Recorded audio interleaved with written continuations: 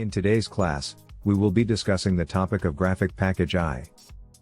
A software package is a set of programs designed to perform specific tasks.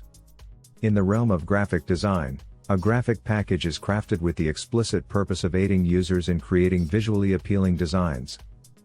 This versatile software allows users to draw, paint, generate fancy text, design business cards, create birthday cards, develop presentations, and even produce maps. Examples of graphic packages include Paint, Corel Draw, Instant Artist, Print Artist, Photoshops, Logo Graphics, and more. Features of a graphic package. 1. Title bar. The title bar, situated at the top of the graphic software, displays the program's name and the file name assigned to your saved work. It also incorporates symbols that enable you to minimize, restore, or close the program. 2. Toolbar, or toolbox.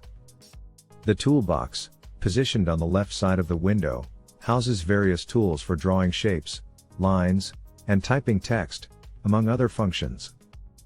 3. Menu bar.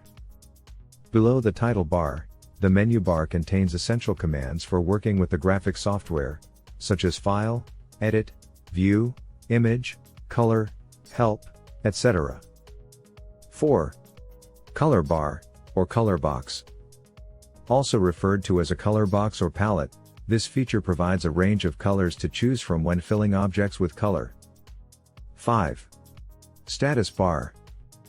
Situated below the drawing area, the status bar informs you about the location of your mouse pointer on the graphic page.